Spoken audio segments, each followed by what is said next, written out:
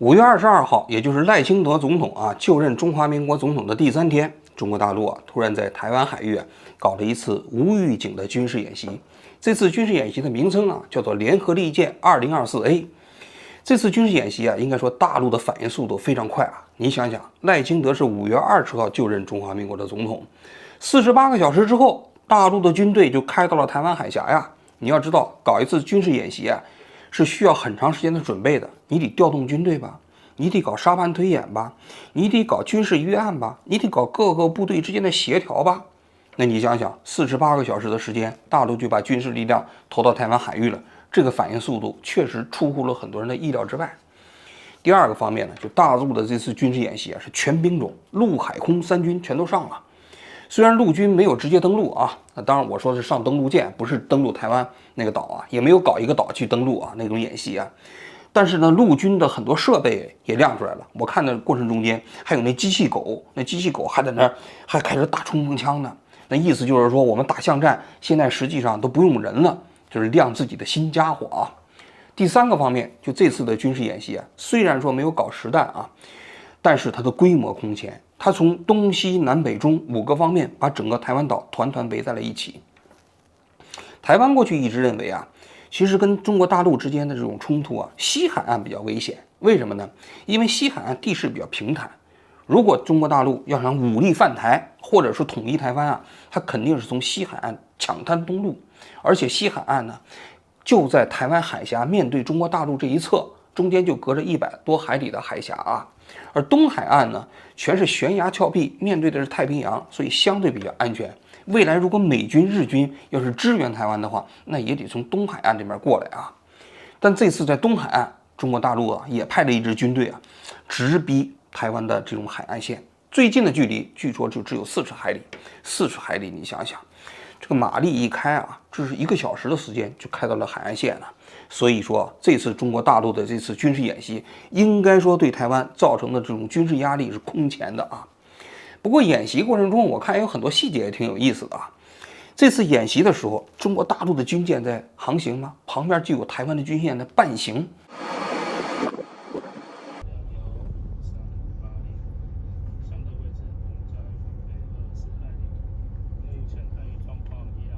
中国大陆548军舰，这里是中华民国海巡署宜兰舰广播，你的行动将严重破坏台海区域和平、稳定及安全，有造成事端，增加维安及误判风险。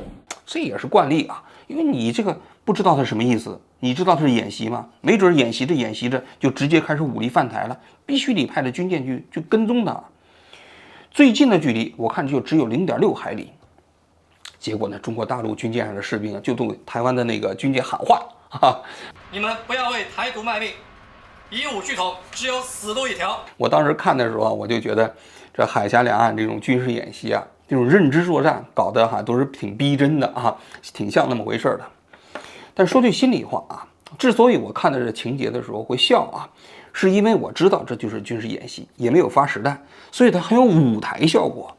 但如果真打起来，那肯定不是喜剧，那肯定就是悲剧那一定是生灵涂炭很多家庭会失去自己的儿子，很多无辜的人会失去自己的生命。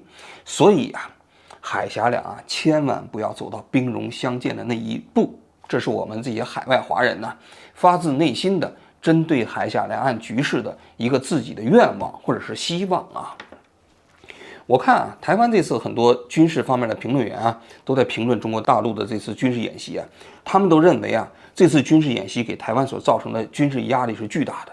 我看到台湾的空军副司令还在那说，因为中共避免夜长梦多他会快打速决，因为他那12个政见的远战速胜、首战决胜、快打速决，所以中共节奏一定非常快，而且他会点穴战加瘫痪战，最后斩首战。那这样是几天？对，就几天你看这次演习是不是2天？你放宽一点，乘以2，4天之内，1个礼拜以内就要结束。邓小平30年前就讲了，统一台湾3天72小时，3天70小时拿下台湾。我也不知道这是不是真的。从我内心角度来讲，我也不希望它是真的啊，因为大陆即便是通过这种武力的方式拿下台湾，也就意味着台湾现在的生活方式也要发生变化嘛。那至少我内心我还是希望啊，台湾能够保持现在自己的生活方式，不受大陆的管制，不受大陆的干涉。这个呢，也是我内心的希望啊。当然，我今天主要不是想讲这次军事演习，因为我也不懂军事啊。我想讲的是这次军事演习啊，它基本上预示着海峡两岸之间的关系最近一段时间已经跌到了谷底。原因嘛，大家可能都知道，前一段时期赖清德就任中华民国总统，他在就职演说过程中间的那些话，大陆认为不可接受。根据中华民国宪法，中华民国主权属于国民全体，有中华民国国籍者为中华民国国民。由此可见，中华民国与中华人民共和国互不隶属。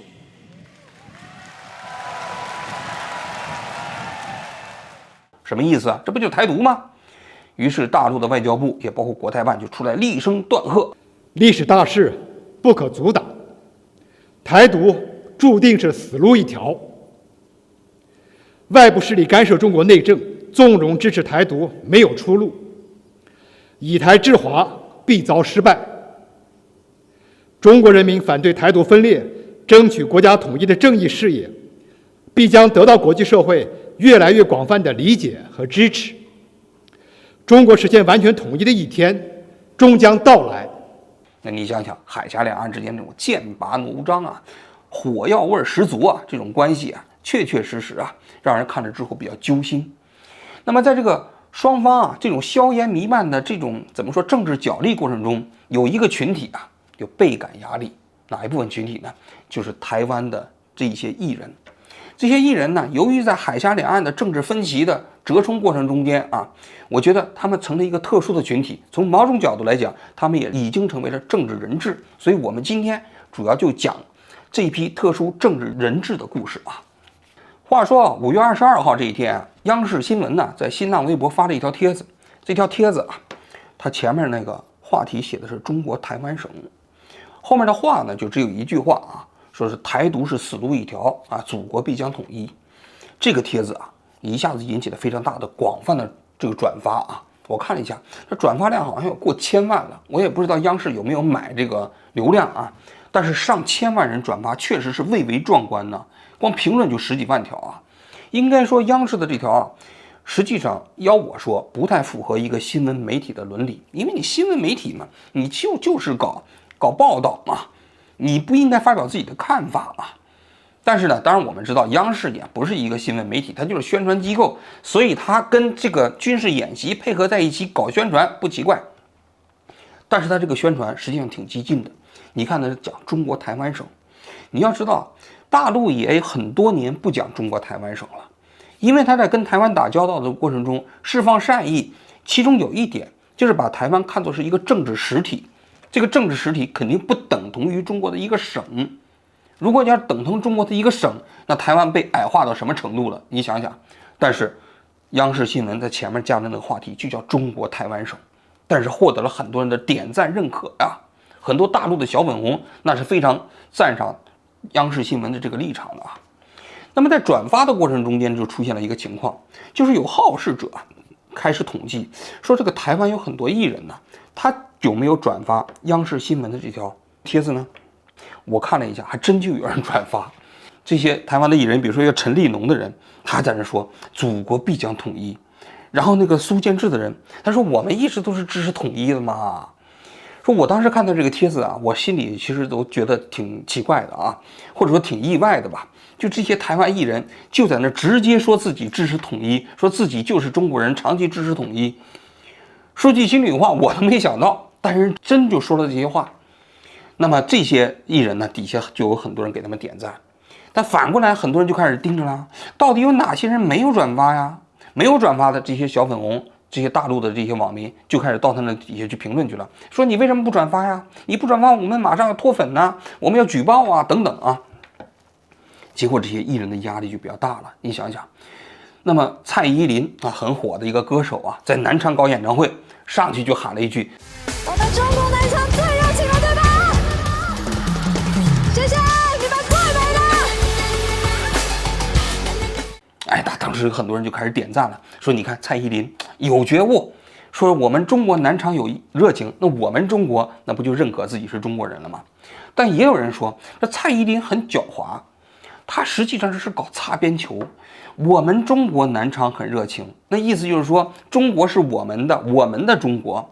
那他到日本也可以说我们日本很热情嘛，对不对？所以他话还是没有明确说自己是个中国人，支持统一。那其他的那些艺人压力也很大，比如说五月天。那五月天呢，5月24号这搞演唱会，上去就说我们中国人来北京一定吃烤鸭的，还要吃什么呢？吃烤鸭不行吗？还要吃涮羊肉，昨天还没有吃到。所以很多大陆的网民给五月天就点赞啊。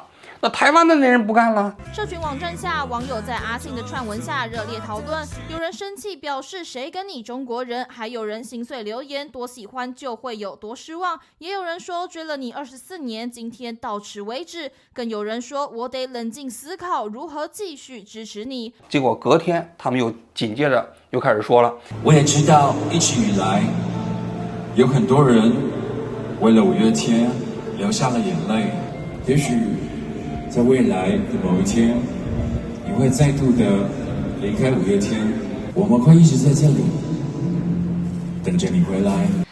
那么整个这个舆情还在不断的扩散呢。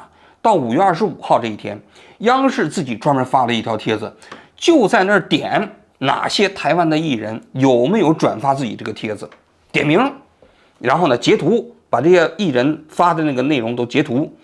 那么很多人就开始讲了，没有在这个转发的帖子，这些艺人都属于支持台独的，就开始挖他们祖宗三代，那这个压力就大了。你比如说那个有个叫许光汉，这许光汉是到韩国啊去搞电影宣传，搞那个活动过程中，底下就有人就说，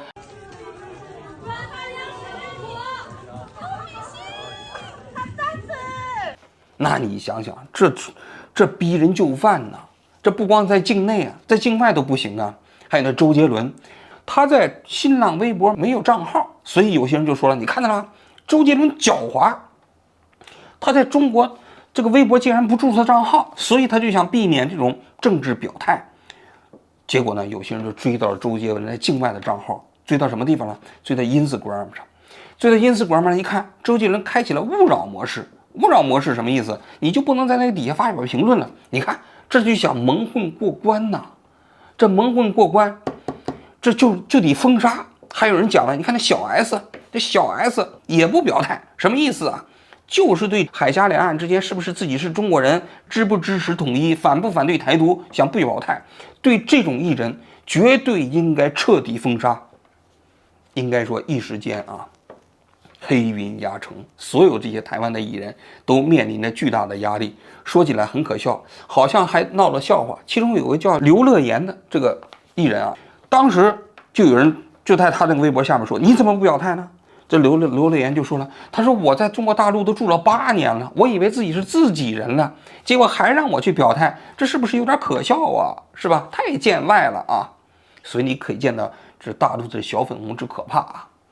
但是这些表态自己是中国人的，或者说表态自己支持统一的艺人呢，消息传回到台湾，很多台湾的网民又不干了。你想想啊，你是台湾出生的，你在台湾培养起来了你的艺人的这个能力啊，结果你跑到大陆之后，你又说你支持统一，你什么意思啊？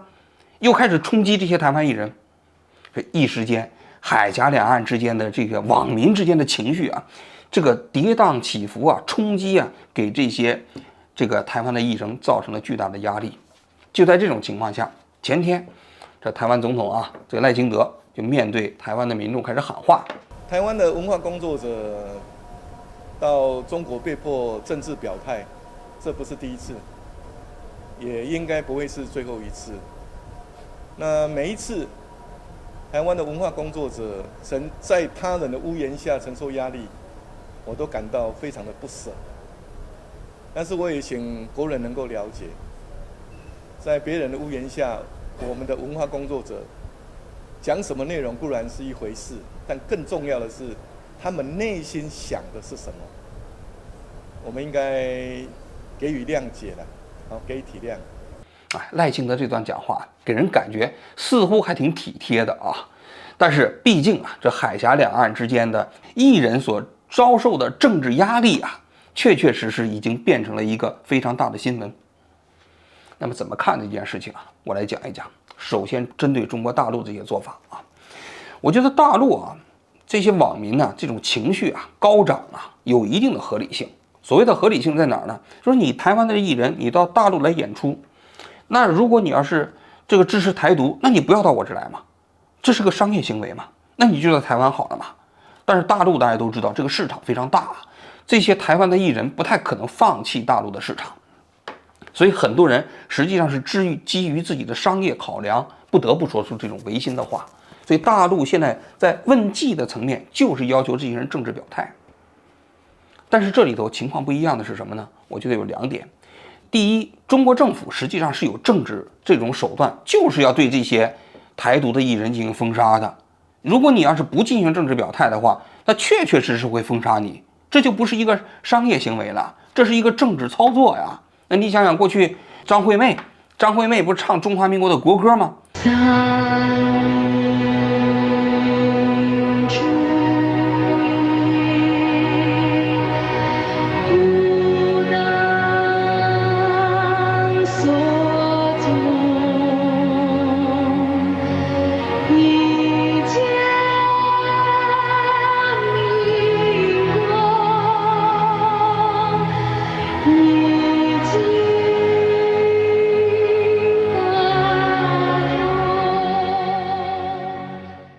被中国大陆当时一下封杀了10几年，一直到2013年才解禁的，也没有什么文件，就是你只要不符合大陆的这样的一个政治要求，这些艺人就会被封杀。但这个封杀它不是商业行为，就是政治操作，就是大陆的政治操作。但实际上说起来挺可笑的，为什么呢？因为张惠妹唱中华民国的国歌，那中华民国的国歌在台湾民进党实际不愿意唱的，对不对？那三民主义无党我所宗，以建民国，以建大同，那国民党当然认可了，那民进党根本就不认可吗？其实这首国歌在台湾实际上意味着是中华民国的认同，跟台独还并不是一回事儿。但是这个大陆的这个民众出征之所在是寸草不生，其实有很多误伤的。所以这种情况在我看来实际上是政治操作，并不是说所谓的商业行为。这是第2点。第3点，更重要的是，就算你大陆政府你认为你不符合我的标准，我就政治操作了，怎么着了？但是你要想一想大陆面对台湾呢，你其实要求的它是一种什么这个口服心不服的那样一种问计，还是说你想通过文化交流赢得台湾民众的认可？这是2个不同的目标。如果你追求的就是这些人表面的政治表态，你当然可以通过这种方式了。你服，你赶紧给我讲，你不讲的话我就封杀你。那这些台湾艺人没有办法，只能这么讲嘛，对吧？但是如果你想争取台湾的民心，这种方式有的时候就适得其反。大家一定还记得2016年的周子瑜事件，对吧？周子瑜是一个台湾的艺人，当时他到韩国去搞那样的一个活动，现场的挥起了中华民国的国旗，结果呢就被有一个人在大陆给举报了，对吧？举报的过程中间导致周子瑜受到了空前的压力，被封杀嘛。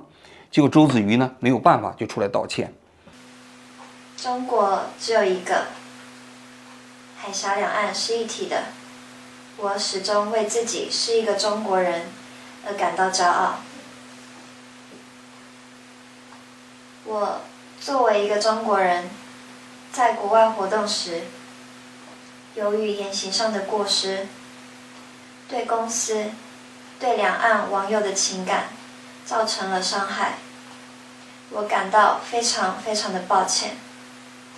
结果这次道歉给人感觉就像是被劫持的人质，而且就在总统大选的前一天，当时引起了台湾朝野两党的共同愤慨就包括国民党也出来愤慨谴责中国大陆结果那次导致什么？导致国民党在选举过程中一败涂地呀。台湾朝野之间应该是空前的团结，所以大陆的这种打压台湾艺人的行为啊，从某种角度来讲，使台湾形成了一种新的共识，就是对中国大陆的这种压霸的行为、这种霸凌的行为的反抗。所以这不是适得其反吗？你虽然说让周子瑜道歉了，结果道歉的结果起到了效果吗？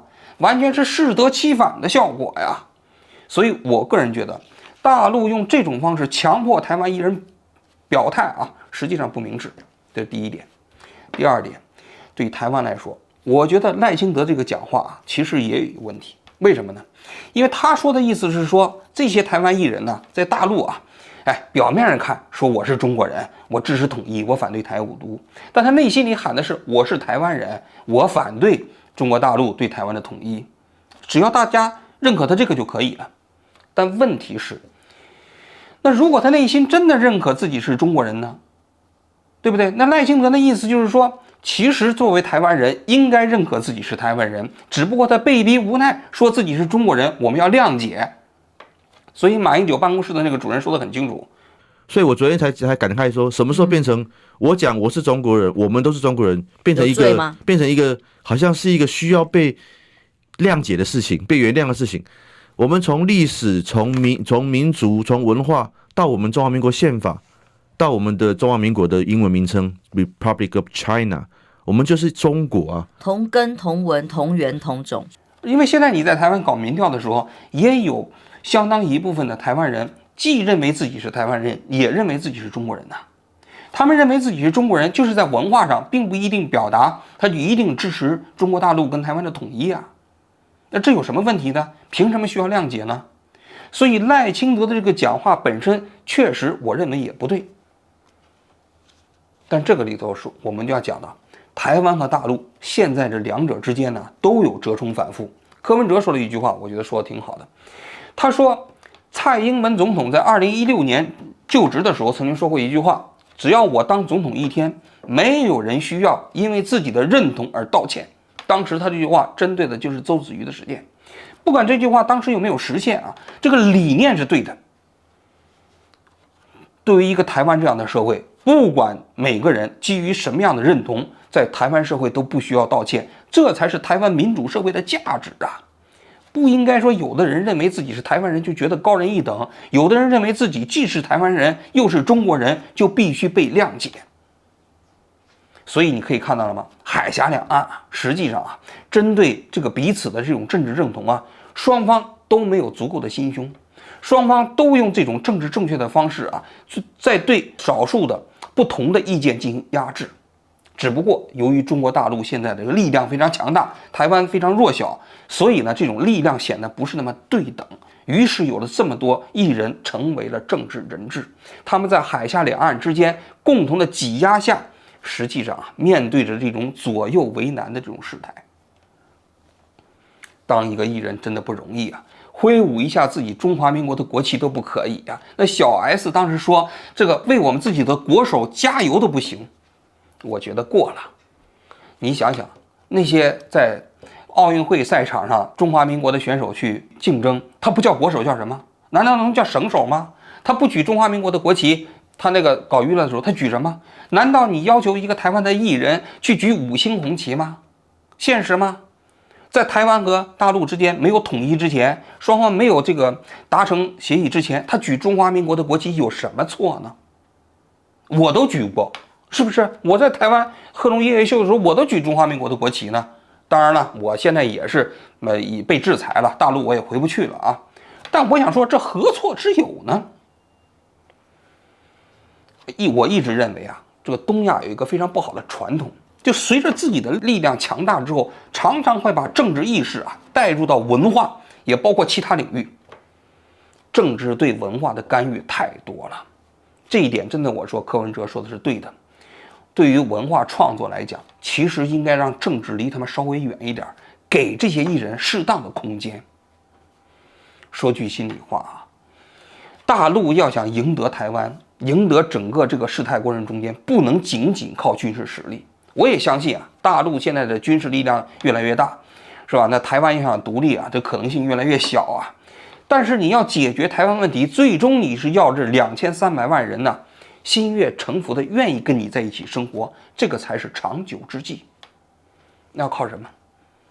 要靠那种征服人心的那样一种制度，要靠那样一种宽容的，让大家彼此可以共同在一起生活的那样一种态度和制度。没有这样一种制度的话，即便将来你把台湾打下来，那可以共同和谐的在一起生活吗？非得要通过高压的方式来压迫这2300万人民吗？现代的政治不应该是这种状态。反过来，台湾人其实也应该对那些就是认同自己是中国人的人也有一些宽厚之心。如此啊，我觉得这个海峡两岸的分歧才有可能通过一种超越现在这种军事力量、军事冲突的方式来解决。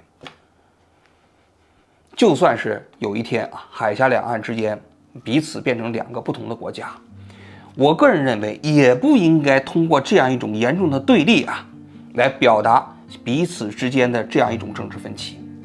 当然了，我这个希望可能仅仅是一种奢望，但哪怕是一种奢望，我们也要把它讲出来，因为讲的人多了，慢慢认同的人也就多了，或许呢就能有一丝丝改变的可能，不是吗？好了，我今天就讲到这里，谢谢大家。中华民国与中华人民共和国互不隶属。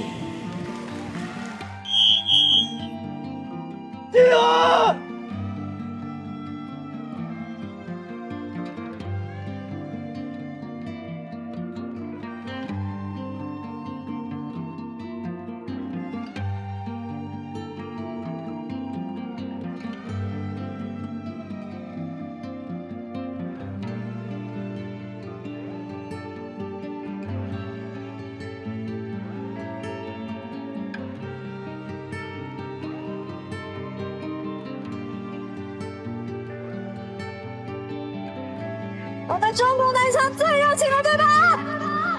我们中国人来北京一定是烤鸭的，还要吃什么呢？中国只有一个，海峡两岸是一体的。我始终为自己是一个中国人而感到骄傲。讲什么内容固然是一回事，但更重要的是他们内心想的是什么。我们应该给予谅解了，给予体谅。什么时候变成我讲我是中国人，我们都是中国人，变成一个好像是一个需要被谅解的事情？